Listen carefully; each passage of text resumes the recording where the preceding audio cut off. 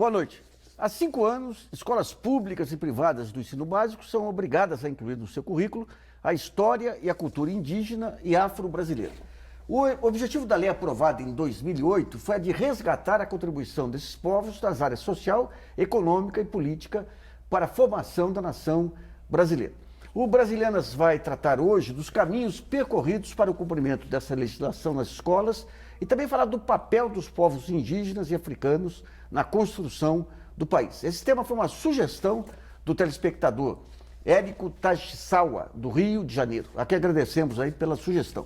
E para o programa são nossos convidados, a presidente da União Nacional dos Dirigentes Municipais de Educação, Cleusa Repulho, o professor do Departamento de Sociologia da Universidade Federal de São Carlos, Walter Silvério, o coordenador do programa Pindorama de Educação Indígena da PUC de São Paulo, Benedito Prézia, e em Brasília temos a participação da secretária de Educação Continuada, Alfabetização, Diversidade e Inclusão do Ministério da Educação, Macaé dos Santos. E também contamos com a colaboração da jornalista Aline Beckstein, que irá selecionar as perguntas encaminhadas pelo portal www.brasilianas.org. Nesse primeiro bloco, vamos falar das lutas dos movimentos sociais que resultaram na criação da Lei de Diretrizes e Bases da Educação, que obriga o ensino da história e cultura dos povos indígenas e africanos do Brasil. Eu vou começar com a Cleusa. Cleusa, como é que começou essa movimentação até se chegar à vitória final aí? Então, na verdade, é um direito, né, que estava sendo negado nesses mais de 500 anos aí de história. É um direito que veio com a Constituição de 88 ou é um direito histórico que você Não, está é um falando? direito histórico, tá. né, e que a gente nunca tratou como deveria, nem nas escolas e nem na formação dos professores. E aí o movimento se organiza, faz a pressão, né, e hoje a gente consegue consolidar uma política pública que reconhece esse direito e principalmente que atende às necessidades de todos nós, né? Na verdade, de todos nós. Antes disso, tinha história grega, romana, ensinava latim e tudo, e essas duas culturas básicas estavam deixadas. Quando você fala nós, quais foram os movimentos, as organizações que participaram mais diretamente? Olha, principalmente aquelas que estão ligadas ao movimento negro, ao movimento indígena, e é o que você falou, às vezes a gente tinha escolas ao lado de quilombos e que desconheciam toda essa cultura. Então, é reconhecer uma questão que para o Brasil é muito importante e trazer essa história para o convívio de todo mundo. Eu tenho uma prima em Poços que colocou na aula de Educação Física ensino de congada lá para recuperar a tradição. Professor Silvério, esse descaso aí com a cultura indígena e africana, quer dizer, quando essa lei foi aprovada, já tinha uma metodologia de educação já pronta para as escolas poderem aplicar? Não, na verdade não. O que havia era inserções de membros de movimentos sociais, alguns docentes negros que visitavam as escolas, né, no 13 de maio para falar sobre a cultura negra, né? Isso, quando a gente vai olhar esse movimento em perspectiva histórica, a gente percebe que para o movimento negro brasileiro, desde da imprensa negra na década de 10 e 20 do século passado, a questão da educação era uma questão central. No entanto, nós vamos observar que a grande mudança vai ocorrer na Constituinte, em 87, né? Onde há uma grande mobilização do movimento negro que nós chamamos de contemporâneo para que se fosse efetivamente alterado, né? A luta era pela alteração do currículo escolar. E isso vai ocorrer, e aí eu acho que é importante trazer isso para a discussão, em 2003, no dia 9 de janeiro, quando se assina a Lei 10.639, que vai versar sobre a obrigatoriedade da história e cultura afro-brasileira e africana na educação básica. A partir daí que eu acho de quando que é a lei? De 2003. 2003? 2003. E até agora? Não, nós temos vários avanços, eu diria, na implementação da Lei 10.639, da Resolução 01, né, do Parecer 01 do Conselho Nacional, que é de 2004, e da Resolução 03 de 2004 do Conselho Nacional de Educação, que regulamenta, na verdade, a implementação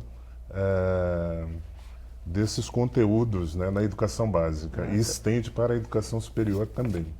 Eu queria ver com o Benedito Prezi, que é meu conterrâneo, né? O pai foi um dos grandes cronistas lá de Poços de Caldas.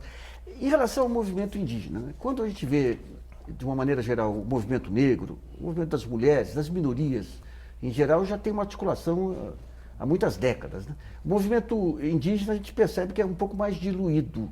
De que maneira além do CIMI aqui, quem foram as organizações que representaram o movimento indígena nessas mudanças, nos avanços da Constituinte e posteriormente?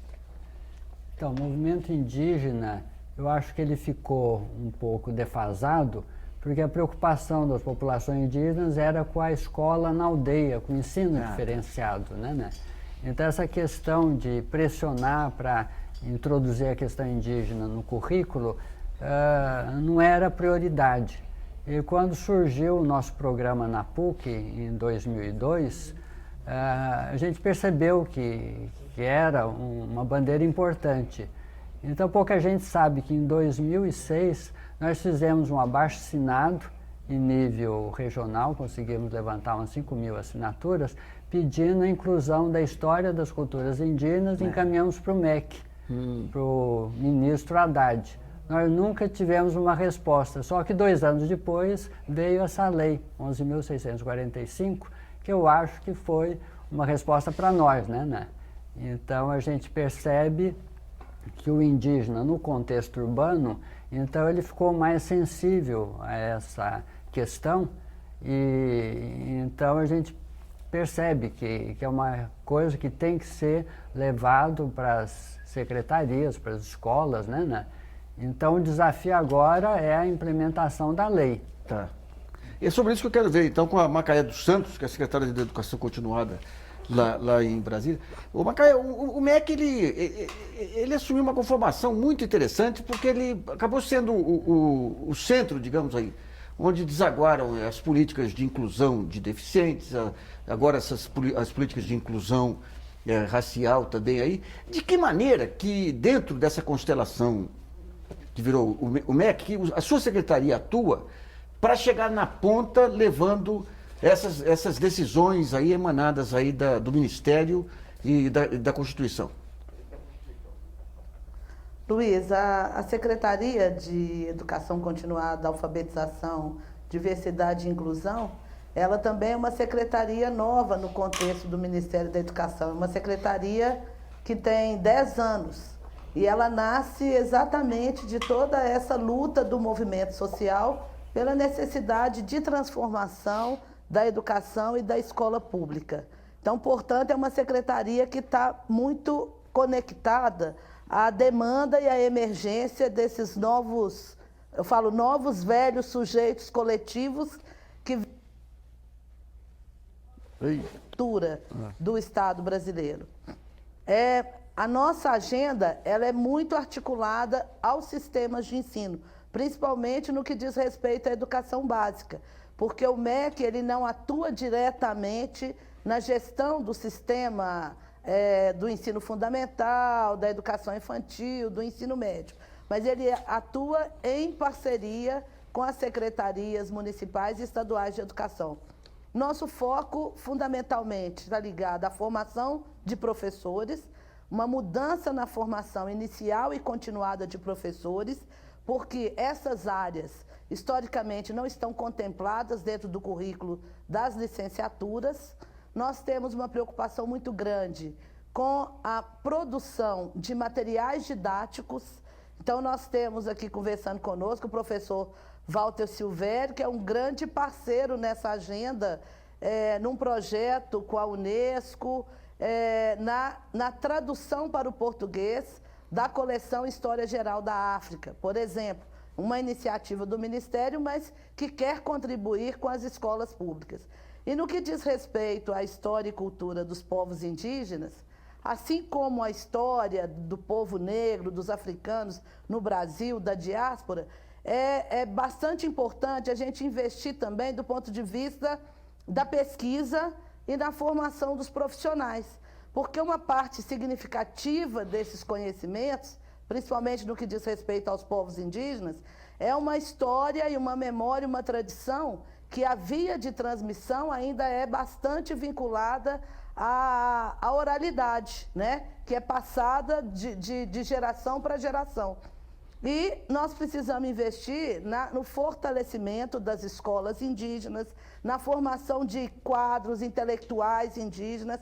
Por isso que a implementação da Lei 11.645, ela não se dissocia do fortalecimento da educação escolar indígena, bem como da política hoje de garantirmos cota para estudantes indígenas na educação superior.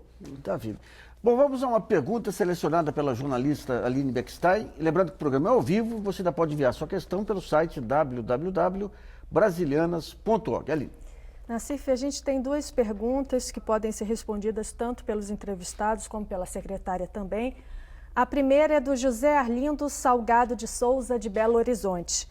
Ele argumenta que, ao se obrigar as escolas a incluírem essas matérias no currículo, o Ministério da Educação já deveria ter material didático para abastecer os professores e alunos. Daí ele pergunta como anda a produção desse material. E também do Danilo Penha, de Santa Catarina, ele questiona se os materiais didáticos já estão satisfatoriamente preparados para responder à demanda da lei e se existe algum modelo teórico nacional a ser seguido. Bom, eu vou voltar para Macaé, depois nós vamos perguntar aqui para os nossos, para a bancada paulista aqui. Luiz, nessas temáticas que eu digo que são temáticas novas, né, dentro da política educacional, é muito pouco provável que no momento em que você institui a lei, você homologa uma legislação, você já tenha todo o material produzido. Na verdade, a lei vem exatamente de um movimento de institucionalização de uma agenda que até então não estava colocada. Portanto, não existia, vamos dizer, um material pregresso à emergência da lei. No que diz respeito à história da África, por exemplo, a história dos africanos do Brasil, nós tínhamos uma série de materiais produzidos, mas eram materiais produzidos ainda muito por uma ação individual e não fruto de políticas públicas. O que eu acho que a lei vem trazer para a gente é um outro momento, é a necessidade do Estado de investimento na produção desse material. Agora, é claro que a tarefa do Ministério da Educação é promover, financiar pesquisas, estudos, bem como a produção. Nós temos trabalhado com várias iniciativas. No caso da História e Cultura dos Povos Indígenas, nós já temos há vários anos um edital, que é o edital da CAPEMA, que seleciona obras, livros, materiais organizados ou por universidades, ou por secretarias municipais e estaduais de educação, ou mesmo por organizações indigenistas. E esse material, ele passa por um comitê editorial que avalia, e se for um material considerado adequado para ser disponibilizado às escolas, nós apoiamos as secretarias municipais e as instituições de ensino superior na produção. Eu quero dar um exemplo, são materiais até que inicialmente produzidos no âmbito do Ministério, com o apoio do Ministério da Educação, e que depois os seus autores, né, negociaram esse material, e hoje ele existe comercialmente. Eu não sei se está sendo possível as pessoas verem, mas é um livro dos índios Chacriabá, de Minas Gerais, que chama O Tempo Passa e a História Fica. É uma parceria do MEC com a Secretaria de Estado de Educação de Minas Gerais. Como esse, nós temos outros. Atualmente, nós temos um edital aberto, que é o PNBE Indígena. O Ministério está selecionando obras para compor o acervo das bibliotecas escolares das escolas públicas, com 25 títulos a serem selecionados, que tratam de história e cultura dos povos indígenas, voltado para estudantes da educação infantil e do ensino fundamental.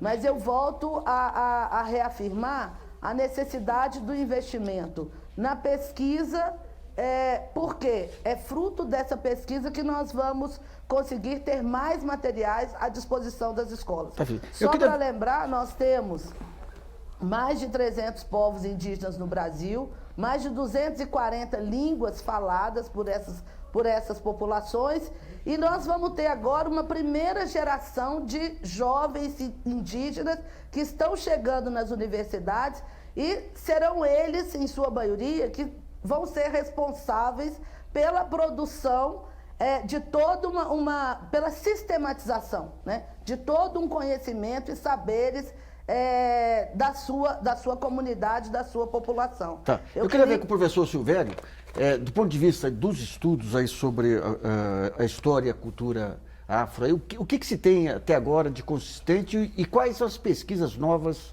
por exemplo, esse trabalho seu com a Unesco, o que vem a ser? Se você me permite, acho que eu tenho que voltar um pouquinho. Na verdade, assim, a questão da obrigatoriedade, né, eu diria que a gente tem que relativizar. Não é bem uma obrigatoriedade. O que houve foi uma luta dos movimentos sociais, né, para que os 50% da população que não estava representada no ensino passasse a ser representada. Então, quer dizer, essa obrigatoriedade, entre aspas, ela tem história social. Sim. O segundo aspecto, que eu acho que é importante na produção de materiais de uso pedagógico, de materiais didáticos, é que havia nos materiais e há nos materiais que nós utilizamos no ensino básico do Brasil e no ensino superior também, né, eu diria, para ser bastante delicado, eu diria que há informações absolutamente equivocadas do que sejam essas populações. Então, há dois trabalhos que devem ser feitos simultâneos. Primeiro, é se observar, desde as imagens até os textos que nós utilizamos ainda hoje na educação básica, esses equívocos históricos na representação desses povos para as nossas crianças e jovens. E o segundo trabalho é o que nós estamos fazendo, que é produzir efetivamente materiais, né, tanto para a formação de professores quanto para os professores de educação básica. Me dê alguns exemplos dos principais equívocos históricos aí dos livros. Por exemplo, já que há uma imagem pública muito comum hoje nos estádios de futebol, de se jogar banana, por exemplo, para os atletas, né? Isso me parece que, quando eu faço uma associação livre, eu me lembro de livros didáticos em que a representação do negro, né, vinha com o lábio muito semelhante ao lábio do macaco. Tá. Então, isso foi feito trabalhos, por exemplo, inclusive na minha própria universidade, mostrando que havia um problema de imagens nos livros didáticos, né? Isso vem sendo corrigido ao longo do tempo, mas isso sempre escapa. Daí, inclusive, no Programa Nacional do Livro Didático, o MEC passou, né, recentemente a tomar muitos cuidados com relação a essas imagens. Né? Com relação à população indígena, é como se nós representássemos essas populações, né, nas suas formas tradicionais, o que é importante, né? Mas há populações tradicionais, como há os quilombolas, e há populações nativas que estão nos grandes centros urbanos. Quando a gente pega, digamos, para a opinião pública em geral, os quilombolas são um tema muito recente também. É recente do ponto de vista... Não, eu digo do ponto de vista de chegar na opinião pública midiática. Né? Exatamente, mas assim, nós temos mais de 4.000 comunidades quilombolas no Brasil, uma população respeitável, e que vem sendo tratada do ponto de vista da informação histórica, né? Há pelo menos 50 anos nós sabemos da existência dos quilombos. Eles só não ganharam visibilidade. Isso. Então, quer dizer, eu acho que a produção de materiais que a gente vem realizando, eu inclusive trouxe um aqui para mostrar, esse é um livro de professor, né? Para professor da educação infantil, né? Que pode ser baixado gratuitamente. Boa. No site do Ministério da Educação e no site da Unesco do Brasil. Quer dizer, o professor ele não precisa sequer pagar para ter esse material. Aliás, estava na hora do MEC parar com essa história de livro didático de editora. Não tem mais razão, né, com as facilidades de... Esse livro, por exemplo, é um livro que vem projetado nesse projeto Brasil-África, Histórias Cruzadas, e que nós traduzimos os 8 volumes da História Geral da África. Fizemos uma síntese de 2 volumes voltado para professores de educação básica, e esse é o primeiro livro para professor de educação infantil de uma série de mais 3 livros Tá. que atenderá todo o ensino básico. Maravilha. Né? Eu queria ver com o Benedito, do ponto de vista indígena, Macaé diz que está vindo para as universidades a primeira geração de filhos de indígenas aí que vão. Quando a gente pega essa diversidade de tribos e tudo, de que maneira que vocês na universidade sintetizam uma história indígena aí com tanta diversidade regional, cultural, de língua e tudo? Então, acho que o desafio, porque a própria universidade ainda não se abriu para a história indígena. Então, a gente tem esse programa na PUC, programa Pindorama, que já está com 12 anos, e apenas 2 alunos indígenas foram para o curso de História. E eles reclamam que há, de certa forma, uma ausência. Isso a gente percebe no curso também de Pedagogia e de Serviço Social, mais Pedagogia. E todo ano na PUC a gente faz uma semana de debates. Então, o grande problema é justamente esse, de colocar a questão indígena também no meio acadêmico, porque isso vai refletir nos professores. Os professores não dão a questão indígena porque na universidade também não foram preparados. E o único curso que tem hoje superior é esse da PUC? Não, tem outras universidades. Aqui em São Paulo tem esse programa, né? Não é um curso. Ah, é um programa. É um programa. Então eles entram, fazem o vestibular e escolhem os diversos cursos. A gente teve um grande professor em Poços, Marista, o irmão Gregório, que tinha um dicionário tupi. E antes de morrer, ele me deu os 2 volumes, preciso encaminhar para vocês, que eu vou dar melhor uso. Vamos para o primeiro intervalo e o brasileiras.org volta já. Ele fez um trabalho...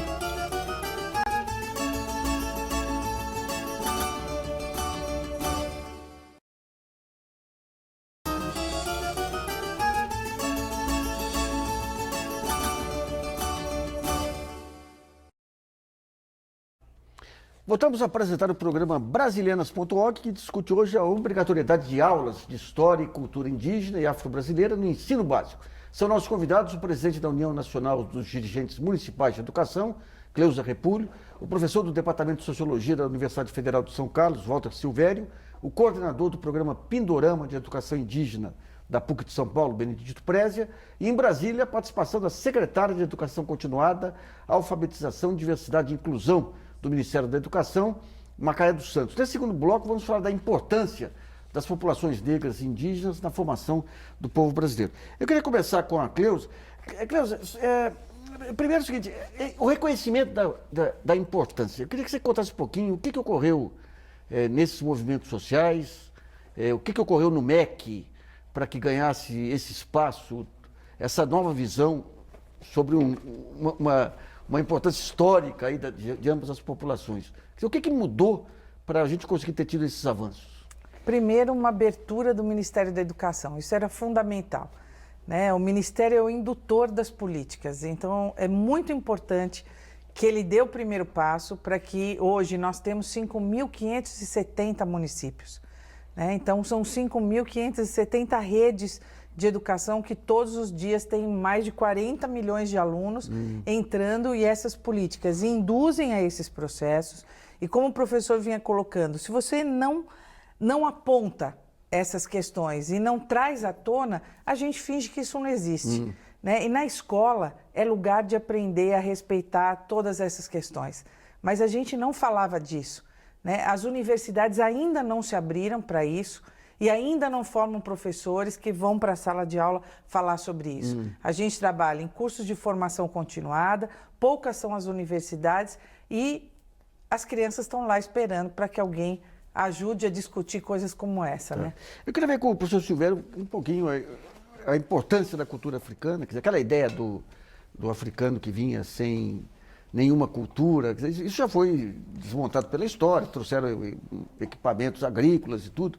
Agora, uma coisa que me incomoda um pouco na condição de um admirador da cultura africana são as novas gerações que tendem a fazer uma relação muito direta com o movimento negro nos Estados Unidos e parece que um pouco o pé atrás com as características culturais nossas aqui.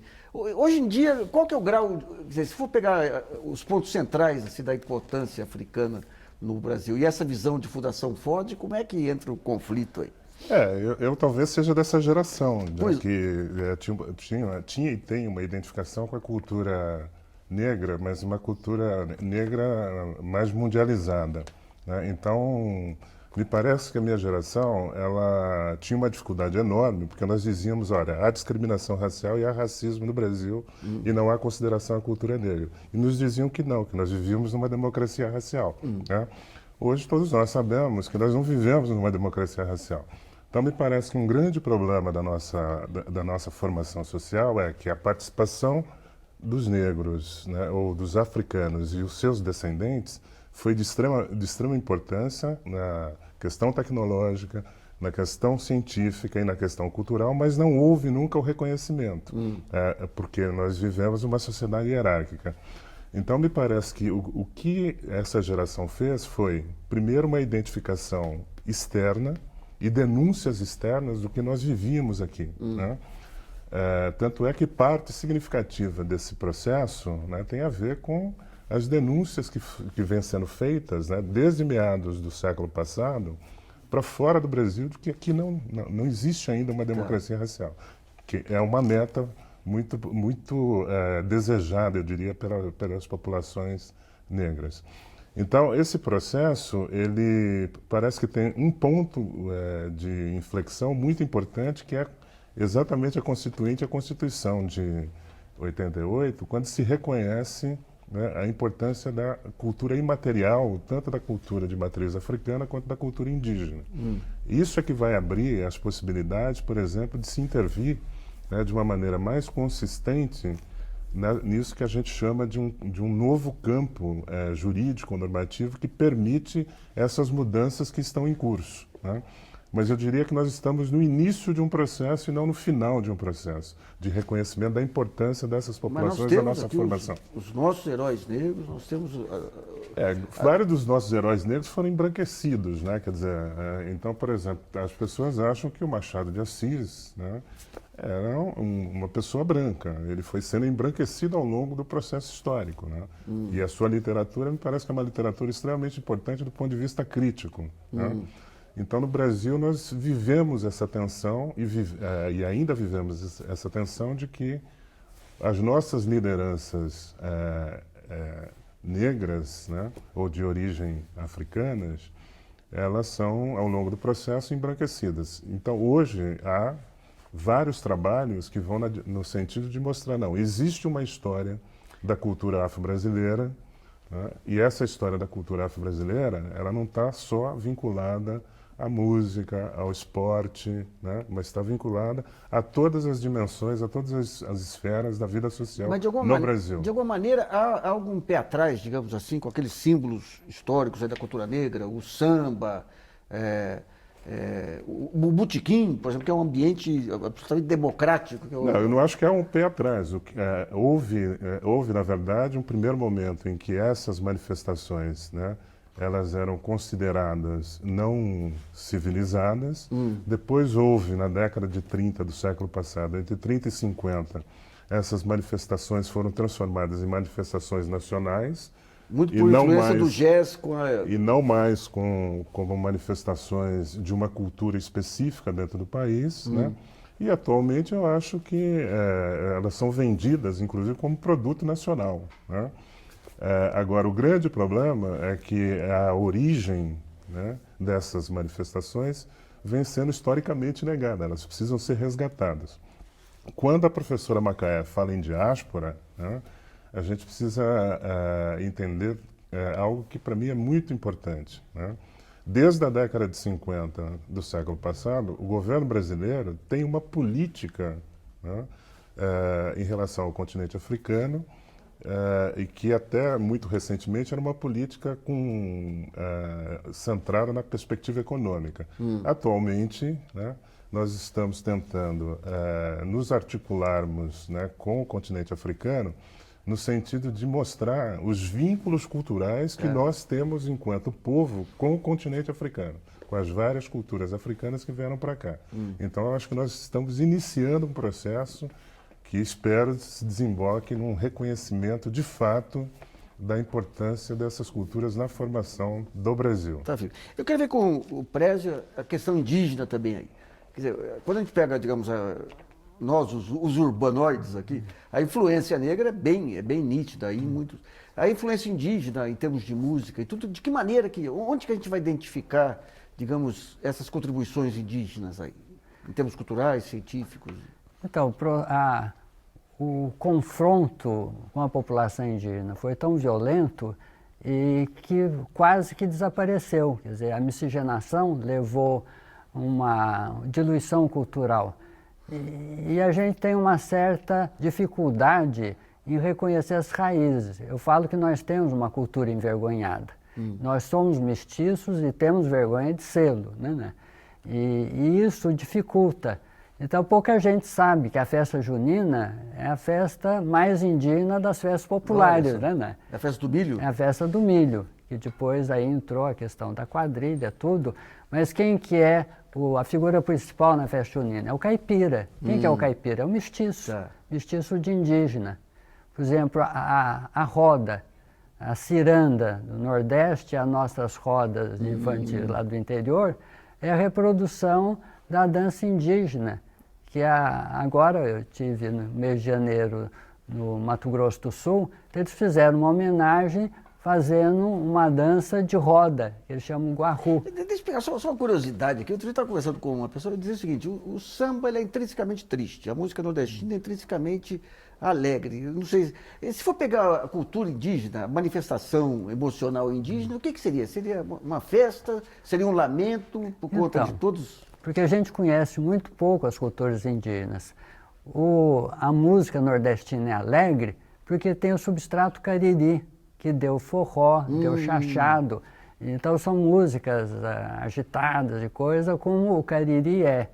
Enquanto que aqui no Sudeste nós temos um substrato muito forte tupi e guarani, que deu a música sertaneja. A música sertaneja é de raiz indígena. Não sei se você, nas suas pesquisas, identificou, né? Muito interessante.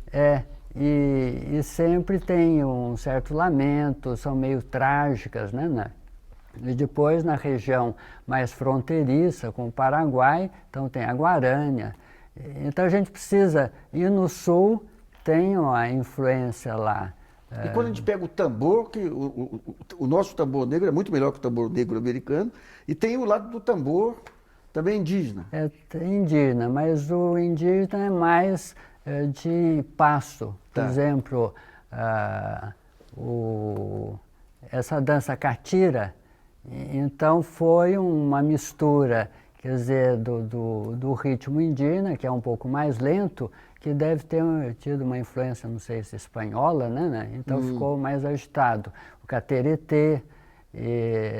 Então, isso daí foi diluindo com a chegada do pessoal para o meio urbano. Então, é na zona rural que ainda a gente consegue recuperar alguma coisa. Eu vou para Brasília de novo. Macaé, toda essa riqueza que a gente tem aqui do ponto de vista de... Porque ao trazer a cultura indígena e a cultura africana, a gente está em todo o processo de autoafirmação de culturas centrais aí. De que maneira que, a partir da narrativa da história de ambas as culturas, se possa transmitir, digamos, essa ideologia de igualdade, assim, de altivez das três raças aí? Seria através da construção de heróis? Seria através do caráter que cada cultura imprime ao caráter brasileiro? De que maneira que se consegue chegar a esse objetivo? Bom, Luiz, eu acho que uma questão fundamental nesse processo é a garantia do pressuposto, eu vou chamar assim, de uma experiência de autoria, que os próprios sujeitos possam escrever e fazer suas narrativas. Isso eu acho muito importante. Quer dizer, na tradição da história brasileira, a gente sempre teve um terceiro, um outro, fazendo as narrativas sobre os povos. Então, quando nós falamos de culturas indígenas, em determinados momentos é muito importante que a gente distinga, né? Que temos ticunas, guarani, kaiowá, pancararu, e que cada um tem uma experiência, uma organização social e política, uma forma própria, línguas próprias e gramáticas próprias. Eu queria dar aqui, por exemplo, um exemplo. o Capistrano de Abreu escreveu uma gramática caxinauá. Ele, lá na sua época, levou 2 caxinauá, não é, para os centros urbanos e produziu uma gramática caxinauá. Hoje nós temos um caxinauá na UNB que está, a partir dessa obra, reescrevendo uma gramática caxinauá. Então eu falo assim, é um pouco como se a gente estivesse fazendo a volta. Essa possibilidade dos próprios sujeitos, eu estou reafirmando muito isso para dizer que implementar a Lei 11.645, ela não se descola de pensarmos que a educação brasileira ela precisa se democratizar, ela precisa garantir acesso, permanência, trajetórias escolares efetivas para estudantes indígenas, para estudantes negros, acesso à educação superior. Porque é assim que essas populações que nós vamos poder, de fato, trabalhar cada vez mais e dar visibilidade a uma série de saberes que ficaram invisibilizados. Então, eu penso que esse ponto ele é um ponto-chave, né? Debater a questão indígena, pensar a questão do movimento indígena. Eu chamaria a atenção para você que seria interessantíssimo fazermos um debate da Brasiliana só trazendo lideranças indígenas. Boa dica. Porque eles têm muito a dizer e com certeza estariam aqui hoje apontando determinados elementos importantes, que por mais que no Ministério da Educação, nós temos uma Comissão Nacional de Educação Escolar Indígena, vou falar dos desafios da implementação dessa política, mas é preciso a gente considerar que nós temos hoje intelectuais indígenas que poderiam perfeitamente estar aqui fazendo conosco esse debate. Boa dica. Vamos a mais uma pergunta selecionada pela jornalista Aline Beckstein. E o programa é ao vivo, você ainda pode enviar sua pergunta pelo portal www.brasilianas.org. Aline. A pergunta veio de Santo André, São Paulo, e foi feita pela Fátima Oliveira. Ela diz que a sociedade brasileira é altamente preconceituosa. E daí pergunta como abordar diferenças culturais e étnicas sem provocar preconceitos com relação às vidas e culturas dos povos africanos e indígenas que aqui chegaram. Cleusa, a gente estava comentando um pouquinho no intervalo aqui sobre essa invasão moralista aí nessas discussões. Em que pé que está esse problema aí? Luiz, eu acho que a gente está vivendo um momento muito complexo e triste para algumas questões. Há 2 semanas, na Câmara dos Deputados, nós travamos uma guerra em relação à questão de gênero, né? E nós perdemos. Tratar a questão de gênero na escola não pode. Que coisa. E esse não é o Brasil. Foi votado em que... No Plano Nacional de Educação. Mas foi na votação da Comissão de Educação, o que para mim é mais complicado ainda. Nossa, tem que pegar o nome dessas...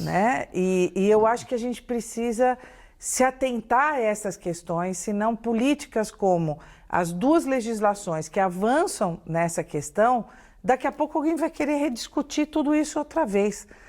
Nós temos 10 anos de uma história. Aí também. Isso, o Plano Nacional de Educação. Isso mesmo. E tem atraso justamente por questões da inclusão das crianças com deficiência, que o Brasil... foi o interesse político do governo com as APAES. Não pode retroceder. A APAE não é escola. Escola, nós temos que garantir a inclusão e o tratamento das crianças. E agora a questão de gênero. Enquanto o Brasil avança em outras políticas na área de justiça, por exemplo, a gente retrocede e não pode discutir questão de gênero na escola. Vamos para o segundo intervalo e brasilianas.org volta já.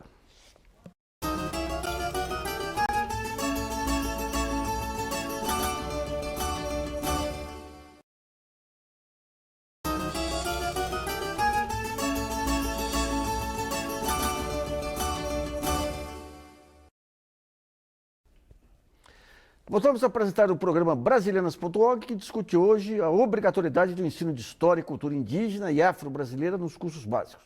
Nesse último bloco, vamos falar da aplicação da lei aprovada em 2008.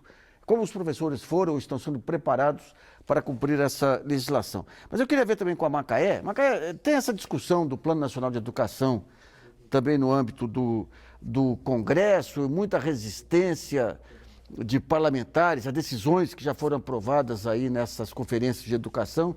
De que maneira que você está vendo o desenrolar dessa discussão do PNE e os efeitos sobre essa implantação dos novos currículos aí? Luiz, eu penso que todo esse avanço que nós tivemos ao longo dos anos, ele foi fruto de muita luta dos movimentos sociais. E nesse momento de votação do PNE, mais uma vez nós somos chamados a estar bastante vigilantes e atuantes, porque pontos importantes, como a Cleusa já nos disse, têm sido tensionados. No ano passado, eu já estive, acho que até com você mesmo, discutindo a Meta 4, que trata da construção de um sistema educacional inclusivo no país. Nós temos temáticas que são bastante importantes. Quando a gente pensa da necessidade de nós nomearmos os sujeitos que historicamente ficaram excluídos da escola e dizer que a escola precisa se preocupar, sim, com uma discussão étnico-racial, que respeite a identidade de gênero, que respeite a questão das pessoas com deficiência, transtornos globais do desenvolvimento, altas habilidades, e que nós queremos construir uma escola democrática, e uma escola democrática pressupõe a convivência das diferentes diferenças e a construção de acessibilidade, currículos, mecanismos para garantir que todos possam conviver e estar nessa escola, garantindo seus direitos de aprendizagem. O PNL é um instrumento importantíssimo. Então, muitas vezes as pessoas pensam assim, mas não tem problema tirar a discussão de étnico-racial, nós vamos substituir sob discriminação. Bom, mas a questão é que, historicamente no Brasil, todas as vezes que nós adotamos políticas generalistas, essas políticas, no geral, elas serviram para reforçar situações de desigualdade. Por isso que é tão importante, nesse momento de debate, nós considerarmos quem é que são os sujeitos que, historicamente, foram construídos como desiguais na agenda pública do Estado brasileiro. Nós queremos nomeá-los porque o Estado brasileiro tem o dever de garantir o direito para essas populações. Eu quero ver com o Silvério. Silvério, a gente estava comentando aqui no intervalo, a senhora das conferências nacionais, a questão da ONU também, com todos os seus compromissos aí civilizatórios que o Brasil endossou, e agora a gente vê no parlamento deputados sem ligação com educação, com inclusão e tudo, soltando o preconceito de uma forma ampla aí. E a gente vê também, em parte grande da elite brasileira, quando você pensa que se atingiu aquele estágio civilizatório irreversível, manifestações das mais anacrônicas aí. O que é esse conservadorismo brasileiro e como superar? Nassif, eu acho que no Brasil existe um certo descompasso entre o Estado nacional e a sociedade, né? Quando a gente faz essa separação entre nação e sociedade, parece que a nação que é dirigida, né, especialmente no legislativo, né, parece que o legislativo desconhece a sociedade brasileira, né? E isso é muito complicado, porque, na verdade, a sociedade quer mudanças, né? A gente observa que há uma recepção muito favorável dos professores a esses novos temas, né?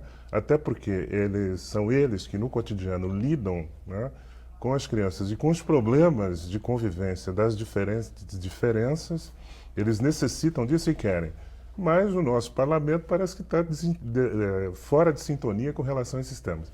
Do ponto de vista internacional, é extremamente importante isso que você está colocando, porque o Brasil foi signatário de todas as declarações, todos os acordos internacionais que vão na direção da inclusão, né? Então, me parece que há um paradoxo, enquanto externamente, né, nós estamos lá dizendo, olha, nós estamos cumprindo todas as metas, né, de Durban. Internamente, parece que o Legislativo desconhece esses acordos, né, e se nós não tomarmos cuidado enquanto parte integrante da sociedade civil, nós podemos ter retrocesso nesse processo. Então, eu queria ver de novo, voltar com a Macaela. Macaela, eu estava vendo outro dia essa questão de inclusão de crianças com deficiência na rede escolar. um dos feitos mais extraordinários da década aí, que é hoje você ter, a partir de políticas implementadas pelo MEC, com parcerias com secretarias estaduais e municipais, ter 800 mil crianças com deficiência sendo atendidas pela rede escolar. Daí o que a gente vê de um lado? Não há nenhuma divulgação sobre esses feitos do MEC e, de outro lado, a própria base governista, no caso aí até autoridades públicas aí pressionando para ter um retorno àquela questão das APAES para atendimento de deficiente, para atender a interesses políticos aí. E de que forma que se internamente essas situações podem ser superadas, Macaé? Luiz, eu acho que nós temos que ter muita clareza de qual é o princípio que orienta a nossa atuação política e pedagógica nesse caso. Tem uma pesquisa bastante interessante realizada pela APAE de São Paulo que demonstrou como que o desenvolvimento de crianças que têm uma matrícula na escola regular e uma dupla matrícula no atendimento educacional especializado, elas têm um desenvolvimento educacional bastante significativo em comparação a crianças que só têm matrícula na escola especial. O que eu acho que é fundamental é que nós vamos avançando num caminho que é a construção desse sistema educacional inclusivo. Isso passa por trabalhar a formação de professores, construir nas escolas salas de recursos multifuncionais, investir numa agenda que foi muito importante, que foi uma parceria do Ministério da Educação com o Ministério do Desenvolvimento Social e secretarias estaduais e municipais de Educação e Desenvolvimento Social, que nós fizemos a busca ativa de todas as crianças e jovens em idade escolar que eram beneficiárias do BPC, Benefício de Prestação Continuada, e estamos trabalhando para que todas tenham matrícula na escola pública. Isso é fundamental. Isso fez com que nós saíssemos de 300 mil matrículas e, num intervalo de 10 anos, chegássemos a 800 mil matrículas de crianças com deficiência na educação básica. E um outro dado que é também muitíssimo importante: nós saímos de 4 mil matrículas de pessoas com deficiência na educação superior para 25 mil matrículas. Tá, o que causa espécie é que o próprio governo que faz isso pressiona a sua base parlamentar para abrir exceção novamente para a Federação das APAES e tudo mais, representando um retrocesso. São esses paradoxos brasileiros. Mas vamos a mais uma pergunta selecionada pela jornalista Aline Beckstein, enviada através do portal www.brasilianas.org. Aline. O Stefano Nascimento, aqui de São Paulo, disse que prestou vestibular para grandes universidades públicas de São Paulo nos últimos 3 anos e não foi submetido a nenhuma questão em história relacionada especificamente aos povos indígenas e africanos. Daí ele pergunta se isso poderia ser considerado um indício de má implementação da lei. Vou perguntar para o Prézio. Então, eu acho que a questão indígena, assim como a questão afro, é uma questão política. Quer dizer, se há uma ausência dessas questões no vestibular, porque mostra que a nossa elite ainda é muito elitista. Mas seria cedo ainda para atribuir a implementação da lei? Eu acho que o ensino reflete a sociedade. A sociedade paulista é uma sociedade conservadora. Nenhuma universidade estadual paulista implementou o sistema de cotas.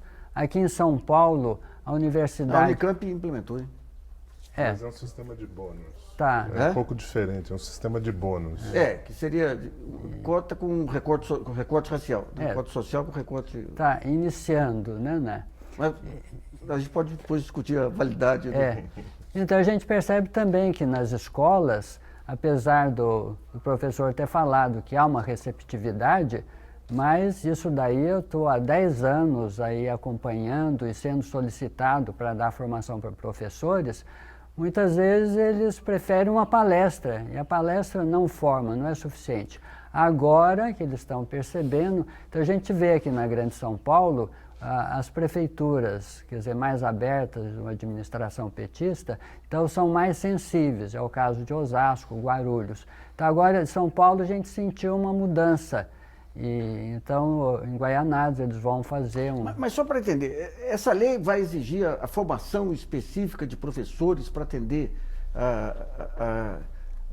a esse ensino específico? Ah, precisa, porque muitas vezes a gente Mas do ponto de tem... vista de mercado, vai criar um mercado para quem se formar em cultura afro, cultura indígena ou não necessariamente? Não necessariamente, quer dizer, não é uma matéria nova. Entendi. Eu acho que a gente tem que colocar essa temática dentro de todo o Do que já ensino. existe, né?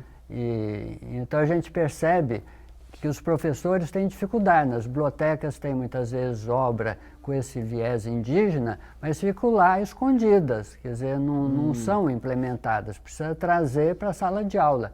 E isso só é possível se o professor tem uma preparação. Nós estamos chegando no final, mas eu queria ver com a Cleusa de que maneira romper essa inércia aí, Cleusa.